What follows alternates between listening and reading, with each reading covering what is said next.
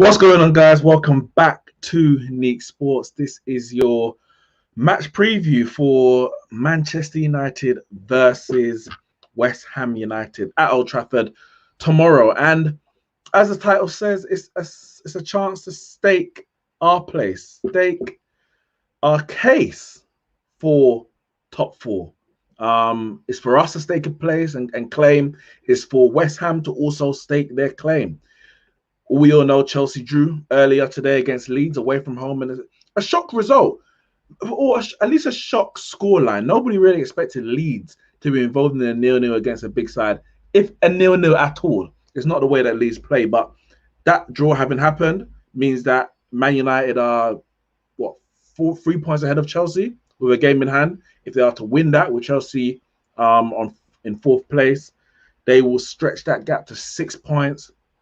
Leicester will also have the chance to increase their lead when they play as well. West Ham, who are sitting in fifth, just 3 points behind Chelsea with 2 games in hand. So a win for them puts them in a great position to get into the top four. A win will take them level on points, behind on goal difference. And if they win their next game in hand, then they will go above Chelsea by 3 points. So this is a big game. It's a big game for top four. Chelsea, I'm sure for them, they'll probably be hoping for maybe a draw. Because they're probably still looking like they can catch Manchester United, or at least they're thinking they can catch Manchester United. But a loss for West Ham for them would be perfect, especially with Everton losing earlier. Everton lost 2-1 at home to Burnley. That was one of their games in hand. If they were to win the next one, that would only take them up to 49 points, which is 2 points behind Chelsea. And we know Spurs got 2 games in hand. If they win both of their 2, they will go level on points with Chelsea. We know they're playing Arsenal tomorrow, and a winning of their 2 will take them above Chelsea on goal difference. So this Sunday is actually a big, it's not decider, but it can make a big claim for everyone's stake of top 4. As far as Man United is concerned, for me, I'm just like, go out, get the result. Go out there, get the result, and pull ourselves away from any potential race. If we win tomorrow, as it stands, we're 6 points ahead of West Ham. They got a game in hand. If we win tomorrow, we go 9 points clear of 5th place. 9 points clear of 5th place. West Ham will have a game in hand. Spurs will have a game in hand. So we will be at least, whenever all games are played, at least 6 points clear of 5th place.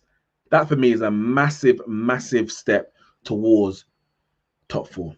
But we know nothing is, Man United don't make anything easy. Nothing at all. We saw last week, we drew 0-0 with Chelsea and drew 0-0, or the week before we drew 0-0 Chelsea and drew 0-0 with Palace.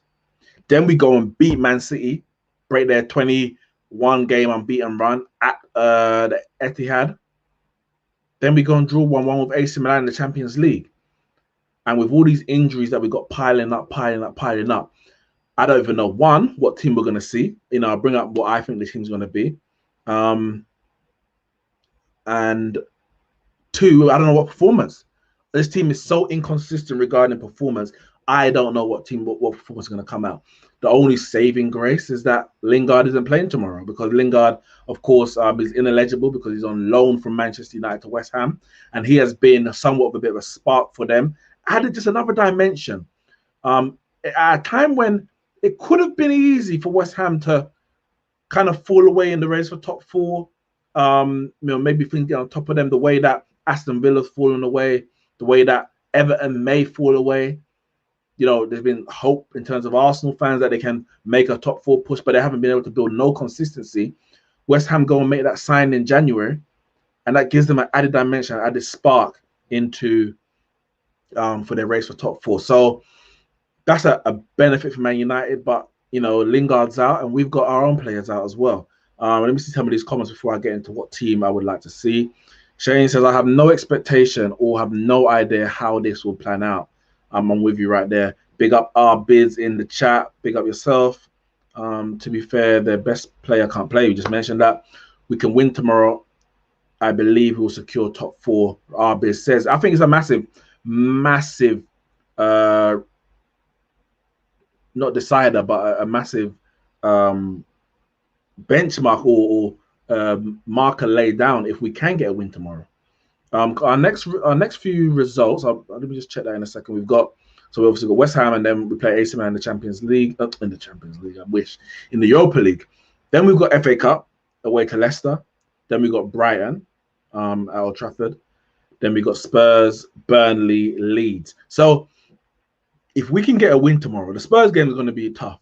But if we can get a win tomorrow, we could win. If you take the Man City win that we just had, we could win 1, 2, 3, 4, 5 out of our next, or 5 out of 6 games. If you take the Spurs game, we don't know what's going to happen. It could be a draw, could be a loss. We could win, but we could go on a run of 5 wins in 6 if we can get a win tomorrow and continue. What is still an unbeaten run? It's still an unbeaten run. You know, the last loss we had was against Sheffield United. Since then, we've drawn with Arsenal, beat Southampton, drawn with Everton. This is all in the Premier League. Drawn with West Brom, beat Newcastle, drew with Chelsea, drew with Palace, beat Man City. So we're currently on an 8-game unbeaten run, but it's just too many draws in between. I've got 5 draws. 5 draws in 8 games. So it's not, that's what's really costing us. It's turning those draws, making sure we turn those draws into win. The Everton game, we threw that away. The others, we just weren't able to score. We weren't able to get the goals that we needed. You know, the West Ham game in the FA Cup went to extra time. We won that 1-0. If that happens in the Premier League, it's 0-0. It's another draw. Crystal Palace, West Brom, we weren't able to break down Chelsea. You know, by the bias, it's a tough game, isn't it? So it's been able to turn those draws into wins and creating the chances to get the goals, which we're struggling with at the moment.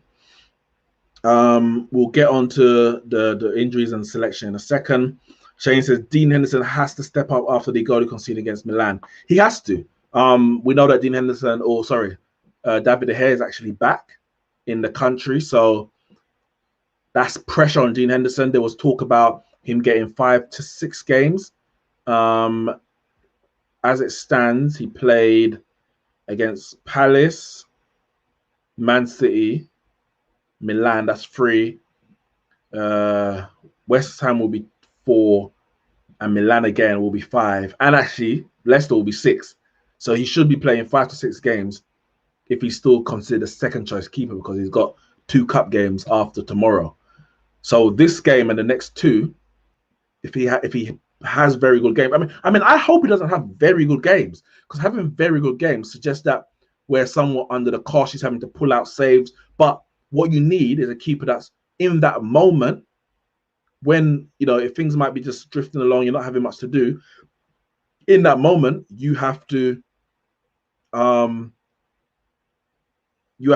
out the save. You have to make sure you're switched on. And in that game against AC Milan, yeah, we didn't play well. We know we didn't play well, but it doesn't help when you get individual errors that contribute to a defeat. And that was an individual error. Yeah, you can say, you know, that someone should have marked up, etc., etc. We know that our defending from set pieces have been poor all season, but it was a basic header straight at him, and he really should have saved it. So yeah, it's unfortunate that but that is what it takes to be Man United keeper. That's the reality, isn't it?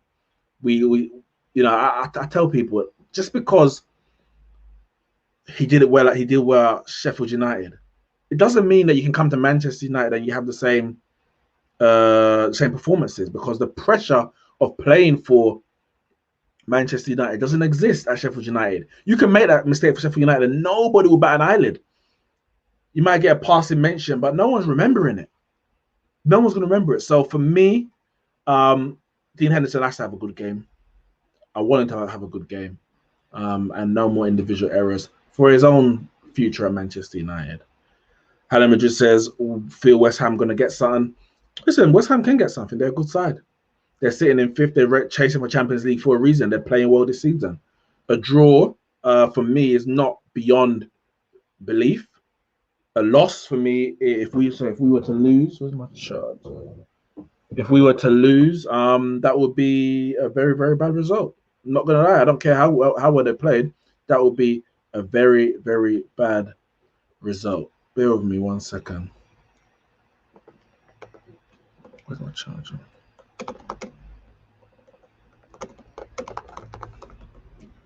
In terms of team news, so Solskjaer has said, if I can find, what's happened there? Bear with me, guys.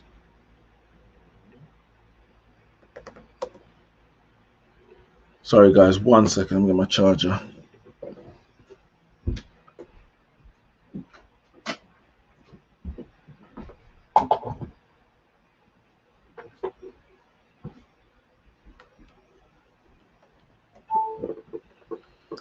All right. Yeah, in terms of team news, Solskjaer has said, we know Anthony Martial went off injured against AC Milan at halftime. So he says he's going to need a scan, and he's probably not going to make it for the West Ham game. Cavani is a doubt. Rashford will be back for the AC Milan game on Thursday, but he's a doubt for Sunday. We don't know if he's going to be available, but he's definitely, well, he said, I definitely hope Marcus is back for Thursday in Milan. I'm not sure he'll make Sunday, but fingers crossed, as we'll need him. Yeah, Martial needs a scan. Cavani won't be ready, so it looks like Greenwood might be the only striker actually available.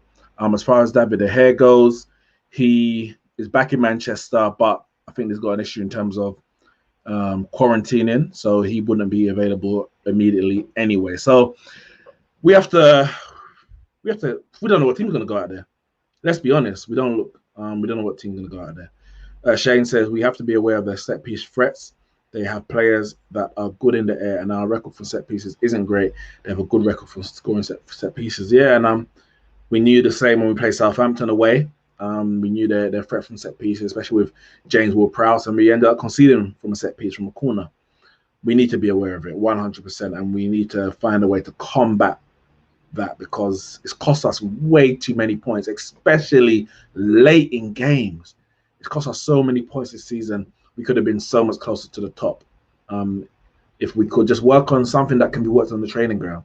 There's no reason for us to concede the amount that we do in the moments, and the moments are so key, because if we're just conceding sometimes in regular times during the game, then you know that it's a technical issue, technical and tactical issue.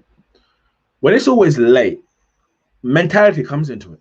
Do the players get a bit nervous, and the nerves makes them forget the basics in terms of what they need to do?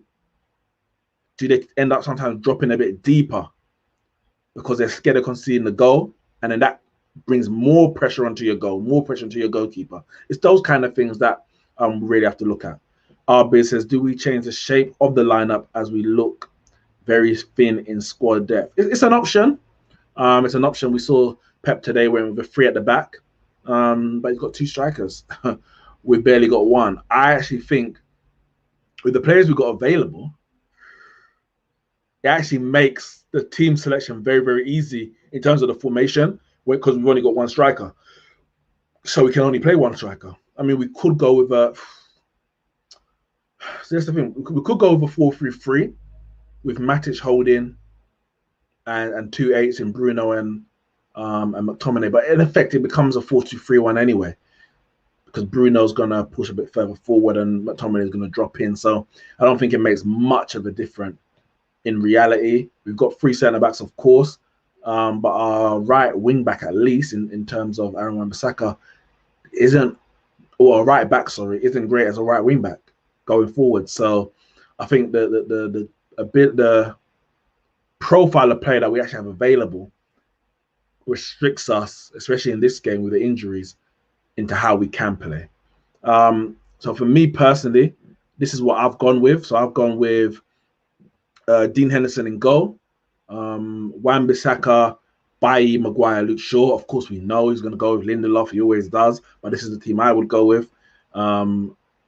Bailly played against AC Milan, so Lindelof, I'm sure he's going to come back into it. I don't think there's any issues, if I'm correct, with regards to Lindelof. Oh, 1 second. Ooh, okay. So he said, I didn't realize. Solskjaer explained that Victor Lindelof and Eric Bayer are uncertainties for our third game in 2021 against West Ham. Eric got a niggle towards the end of the game, but he should be okay. Victor was in the squad, but still feeling his back. So I think we are more or less the same in terms of that game. So maybe there's more of a chance that he can play, that Bayer will play, because if I know you got a little niggle, but he says okay. If Lindelof has still got a little bit of back issue, then maybe Bayer's going to play, which would be a lot, to be honest. Thursday, Sunday. Then does that mean that Lindelof will play against Milan? Bayer playing 3 games in a week? Or I don't know. I mean, he spoke about recently about him possibly getting a new contract, and him being more available these days than he was in the past. Can he do 3 in a week? We have to wait and see. Siddharth Yumnan, says Dan James right wing back. That's an option. To be fair, that's an option.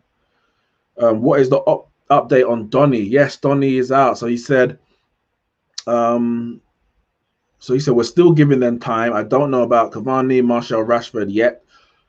Pogba and Van der Beek, no. So they're not available. Pogba and Van der Beek are definitely out. I believe Maka is out as well. But the others, he said, they're still giving them time. So I can't see Cavani playing. Rashford may be on the bench. I think if Rashford starts, we've rushed him back. And I don't want us to rush him back. Because of Chelsea's draw, this game isn't as critical as it could have been, but it's still imperative to try and just wrap this up as soon as possible. Shane says, if Rashford and Martial won't be able to play, do you think he might put Telles as a left winger and James on the right? No, I don't think he would, but it's an option. It's definitely an option that he could do, but no, I can't see him doing that. It's not something he's done in the past, is he? He's played Telles as a left wing back when we played against PSG, for example. But no, I can't see him playing him as a left winger. But it'd be interesting if he did do that. So to continue the team, I've also got McTominay and Fred in the middle. I think that's a given. Bruno in the 10. I put James on the left, which is his favoured position. And I've gone with Amad Diallo, so that says Traore on this one. Amad Diallo on the right. And I've gone Mason Greenwood, our only fit striker up front. And that's the team. I mean, there's Matic is available. Telles is available. That's about it. Like, guaranteed 100% fit for the game. Those are the only 2 other senior players who are definitely available. Would you put Matic in for anyone? I know Shane is a fan of Telles, so maybe you will go Telles over Shaw. I think Shaw's too well to drop him. He can't drop Telles, I'm sure, at this point. But you put Matic over Fred. But I think, no, with West Ham's midfield, I think Matic will get overrun. Matic have been getting overrun a lot recently. Got overrun by AC Milan. He got overrun. Well, in the Palace game, I don't know if it was overrun, but I think he just wasn't very good in the Palace game. I think he started the Palace game. This is the lineup. I mean, guys, we ain't got much to choose from. No matters. I think we'll see more shots from Bruno, which would open up the game for Greenwood. I'll be happy to see Greenwood starting as a striker and possibly playing for the whole 90 minutes as a striker. And we don't see that very often. He did score a very good goal as a striker when he came on against West Ham. It was a cross from Bruno, and he took it one touch around the defender and then bottom corner. I think that made it 2-1. I think that was a shot that made it 2-1. Shane says Matic doesn't move the ball quick enough, but Fred and McTominay are the same. We've got problems in midfield.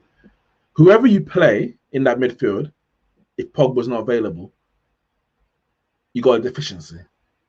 There's something that they're lacking. We're just so imbalanced. Arbis, where is Wamata? He's out. I know he's out. Solskjaer did say that. What his issue is, I'm not 100% sure. I think it's an injury, but I'm not 100% sure. Guys, this is our team.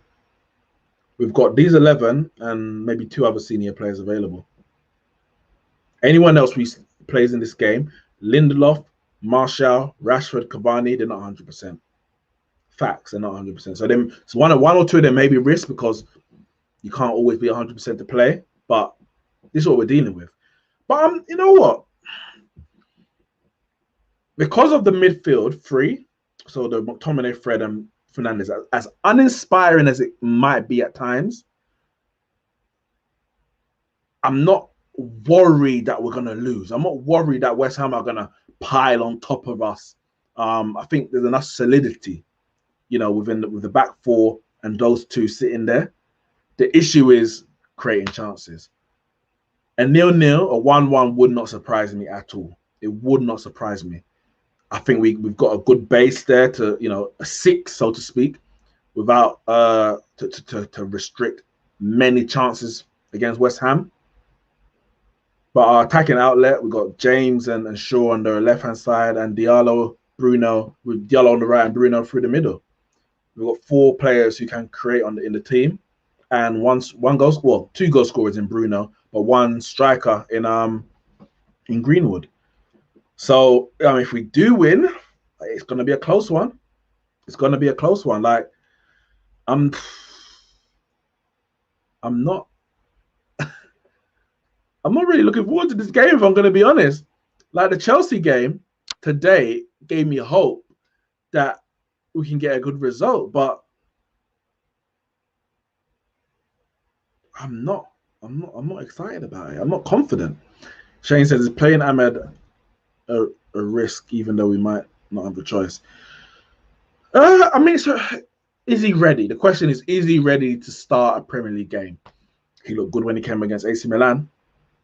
I liked even the little cameo he had against Sociedad in the Europa League. I keep saying Champions League, in the Europa League. Needs must. We've got no choice.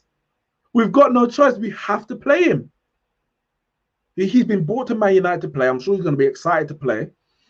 And you know what? If we can play these two, we've got Ahmad and James, it'll be the first time in a long time that we started any game with natural wingers. 2 natural wingers. We haven't been playing with natural wingers for years. Dan James has played as one at times, but a lot of the times you end up with Rashford and Greenwood, or Rashford on the right, Martial. We've had Mata in the past. We've had Lingard. We've got so many players playing those positions whose first thought isn't, let me get down the wing and create. So that's what I'm actually excited to see, how we can play with natural width. Players that are going to hug the touchline, do their defensive work, but hug the touchline, try and go past that man and get a ball in there. If they can hug the touchline, you'd hope that it can create a bit more space for Bruno to work. But really and truly, what's going to be key in this game, other than, if them two stay wide, what you do, you pin the fullbacks out there. Luke Shaw will make his overlaps. Wan-Bissaka will try and support as much as he can. You hope that it gives Bruno as much space to operate, but they're gonna have a plan for Bruno. We need McTominay to make those advanced runs, like he has done this season, specifically against Leeds, for example. Make those runs ahead of Bruno, because there will be space. If those two, Dan James and Ahmad, can stay wide, there will be space in the middle for McTominay to operate, to burst into the box, and Greenwood to help to support Greenwood in the area. You're obviously relying on Fred to kind of hold down the midfield behind it, which can be a risk. But I said, with no Jesse Lingard, they're gonna have Souček, obviously Antonio's gonna be there, Bowen, maybe Ben Rama. So they've got some good technical players, but I'm intrigued with the 2 wingers. And depending on how they do, we need to go and get a world-class winger anyway. But depending on how they do, it might just strengthen my resolve and my claims that a right winger is the most important thing that we can get in the summer. It should be Jadon, and I want to say right winger. I'm not talking about any old right winger. Jadon Sancho should be our first main transfer target in the summer. If it depends, we'll see what happens today. Obviously, I still think he is, but it may just strengthen that belief in me, because If we can see Ahmad doing things at 18 years old and affecting the game on that right hand side, you put in a world class player there, allow Ahmad to develop, we're automatically a much better team. It'll be very, very interesting. But yeah, I hope we win, man. I hope we win. Shane says credit to West Ham and David Moyes for what they are for what season they're having. Agreed. Listen, after the first game of the season, I think they drew with they lost to Newcastle. A lot of people had him going down. Javern on our podcast, he had him going down. It was looking rocky. I'm not gonna lie, it was looking rocky, but they have turned it around. He's turned it around, and they're playing well. Souček, Antonio have been massive goal threats for them this season. We need to make sure that we don't start slow. These slow starts have been killing us. Because easily have conceded early against AC Milan. We started quick against City for a change, but we start slow. Like the West Ham game at Upton Park, we could easily have been 2-0 down before half time. You have to bring on Rashford and Bruno and change the game. But these slow starts, we just need to start the game. How the first 10, who do we play? It's Chelsea. I think they started quickly. And we get over the first 10, 15 minutes and then we grow into the game. But sometimes you might be 1-0 down and you're chasing the game. Start the game as you mean to continue, and we can get a result. I mean, it's sad to say that I'm saying at home to West Ham, we can get a result. But you have to respect where West Ham are, and you have to accept where we are and with the players that we got available. That team, bring that team up again, it's not very good. Look at the team. How many technically gifted players we got in that team? You've got Luke Shaw, Amad Diallo, Bruno Fernandes, and Mason Greenwood. Dan James, technically bog standard. Fred, technically bog standard. McTominay, technically bog standard. Wan-Bissaka, below average. Bailly, he's decent. Maguire, all right. Dean Henderson, yeah, all right. But there's not, especially in the midfield, there's not much technical brilliance in this team. There's just not. So I just think we're going to have to play to our strengths. Down the wings, at pace. You're probably going to see somewhat of a counter-attacking game, and it's not going to be good, guys. I'm not going to lie. I can't see it being a very beautiful watch. Who's going to create the beauty? Who's going to create the patterns? Who's going to do that?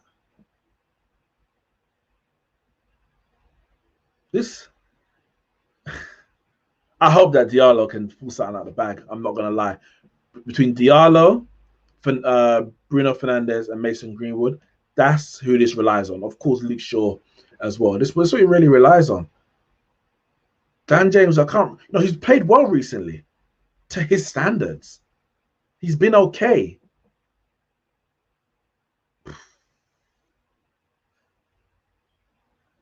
This could easily be 1-1. I mean, I'll go 2-1 because I have to back my boys at Old Trafford. But this could easily be 1-1. Easily. Jeremiah says Diallo must start. Rashford needs a rest. Serious one. He does. So I actually don't want to see Rashford tomorrow. I really don't. He needs a rest, and we're probably going to need him on Thursday. So I hope that he can get a complete rest tomorrow, and hopefully the players that are starting, if he is on the bench, it means that he doesn't have to come off the bench. Listen, hit the super chat, and you'll see in it. Hit the super chat. Let me know if it's monetized or not. Hit the super chat. We do start games poorly, Shane says, but normally our quality will help us get through matches. We won't have that for West Ham. Yeah, it's we've got somewhat of an injury crisis. When you look at it, so who's out injured? If Lindelof, Phil Jones, no, Lindelof, Van der Beek, Pogba, Mata, Rashford, Cavani, Martial. 7 players out injured. 6 our first choice going into the no 5 our first choice going into the season. Martial, I think I'm all right. Martial, Rashford, Cavani, Lindelof, and Pogba. That's nearly half the team. And we know David De Gea. Well, David De Gea is also, obviously we got a sub keeper, we got a good backup, but David De Gea's first choice.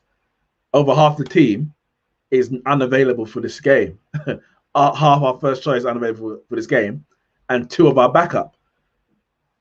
We need to ride this. We need to ride this injury crisis. We really do. And I say if we can get through this game, the next 2 games are going to be tough because we've got Milan and Leicester away. Milan in the Europa League, Leicester in the FA Cup. So that could be 2 cup competitions that we're out of if we don't buck up our ideas. We could be out of 2 cup competitions in the space of a week and in a race for top 4. But if we can get a win tomorrow, that can give us some confidence going into Milan, where I think we can get the result that we need. Then we play Leicester. I think that's a 50-50. We got a chance to go through. And then we got Brighton at Old Trafford. So it's a chance. It's a chance to stake the claim, to really put our front foot forward as we're in second already. So we're already favourites to get the top 4 other than, of course, Man City. But this really cements our place inside that top 4 and more so even cements our position in second. If we lose it, it brings everyone back into the race. Everybody. Leicester's playing Sheffield United. We know they've got a new manager, but I expect Leicester to win that. Mic check 1, 2. We're good to go. Thank you very much for the super chat, Chantal H. Thank you very much. So yes, when will I monetize the channel? Today. No, it's been monetized for a while. We've had many people super chat and support the channel. So yeah, feel free to do that. And also smash the like button. That's free to do. That doesn't cost you a penny. Subscribe to the channel as well. Turn the notifications on. But yeah, I mean, Leicester playing Sheffield. I expect Leicester to win that game. Actually, when are they playing? They are playing 2 o'clock. So I expect them to go above us. And then we play West Ham and hopefully retake second place. We lose this game, it could be a downward spiral for the Milan game and then the Leicester game. Out of the title race, out of Europa League, out of FA Cup, and we're battling for 4th. Bad season. We win this game, it can spur us on for Milan, spur us on for Leicester, potentially a good season. It's a massive, massive week. It is a huge week for Manchester United. Huge week. Jeremiah says Ollie is getting a new contract. Is that some breaking news or something? Solskjaer has secured an agreement to sign a new contract with Manchester United worth $9 million a year. Sources say talks are set to begin any day on a new deal. I mean, they're contradicting themselves. Thanks for the comment, the update, because Ollie has secured an agreement. Sources say talks are set to begin any day on a new deal. But if he secured an agreement, why are they only starting talks soon? It's in the mirror. Listen, I believe he will get a new contract as long as we get top 4. So that doesn't surprise me.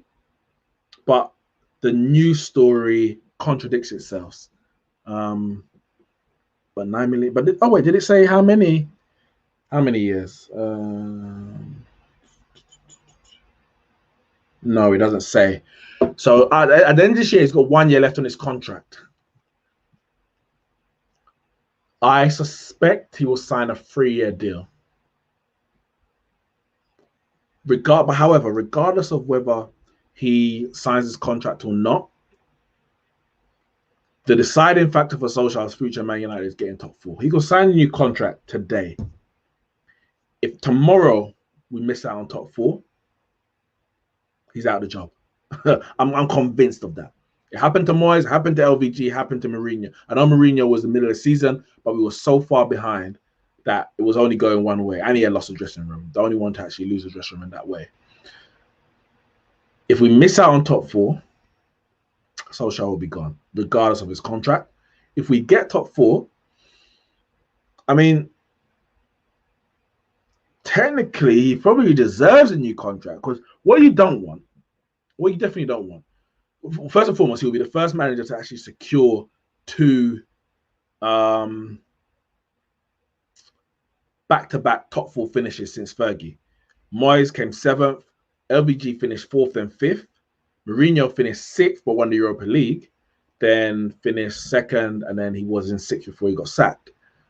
Finishing 3rd and potentially finishing 2nd will be the first time we've actually finished in the top 4 back-to-back. And it will be obviously progress within the top 4, 3rd and 2nd. So he probably deserves a new contract. What you don't want going into your last year is literally every week in the press conferences, all you're going to hear is, are you getting a new contract? This is your last year at Man United. That story will be a cloud over the season. So I think it's right to give him a new contract. How long you give him, we'll have to wait and see. I think a 3-year contract, so that will be an additional 2 years basically, because he's got 1 year left, and it'll be 2 years more than that. So additional 2 years on top of his contract, or a new 3-year contract as it would be, because it'll be obviously new money, a higher amount. I think is right, because what he does is just cancels any speculation. It allows you as the manager to get on with your job, and it keeps the players in where they're not uncertain about their future. If they're always thinking about, well, is the manager going to be here? Are we going to get a new manager? Blah blah. It's going to be unsettling for players. It would also be unsettling for potential signings, because Solskjaer's going to be like, I want you. They may want to join because they want, for whatever vision Solskjaer sold them, but there's no certainty about whether he's going to be the manager very long. So you need stability at the club if you're going to build. If you then decide to sack him further down the line, cool, that's your decision. But I think giving him a new contract, if we get top 4, is the right decision, just for the stability of the club. Not to do with him. Forget that. The stability of the club. So that's fine. Jeremiah says, we are not going to win nothing now. We might drop out of the top 4. I mean, you changed your tune. What happened? Recently, you were talking about how we're going to win this. Sorry. How we can win this, we can win that. You were very confident. What happened, Jeremiah? What happened? Who burst your bubble? I was the one having to tell you to relax, man. It's a long way to go in the season. We can't bank on catching Man City, etc. And things have changed around for you. But yeah, listen, guys, as I said, that's my team, innit? I'm going to show you one more time. Dean Henderson in goal, Wan-Bissaka, Eric Bailly, Harry Maguire, Luke Shaw at the back, McTominay and Fred in the middle, or McFred, as they are known now. Bruno Fernandes in the 10, Amad Diallo and Dan James on the wings with Mason Greenwood up front. It'll be a new attack, one that hasn't started a game for us at all this season, actually. So it'll be something to look out for. Rashford, Martial, Cavani, I can't see any of them starting. Some of them won't even be in the squad. Mata, Van der Beek, Pogba, all out as well. And Lindelof is a major doubt as well. So we've got problems. 7 senior players out.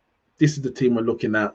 Let me know your thoughts in the live chat, in the comments below, what you think how this game might turn out, and what a win could do for Man United, what a win could do for West Ham in terms of them winning that game. A lot can happen this weekend. That's already, we've seen a result in terms of Chelsea against Leeds already. Man City have gone 17 points clear at top of the table. Of course, we've got 2 games in hand. And Leicester are playing. We've got the North London derby tomorrow. So there's a lot going on. Everton losing at home to Burnley. A lot going on that can affect the race for the top 4, the Europa League places, and give teams a springboard into their Europa League and FA Cup ties in the coming weeks. Smash the like button if you haven't done so. Do that right now. Go on. Do it. Hit the button. Hit the button. Go on. I'm waiting. I'm waiting. Okay, cool. Hit the button, subscribe to the channel if you haven't done so already. Share the content on your social media, and I'll see you lot soon.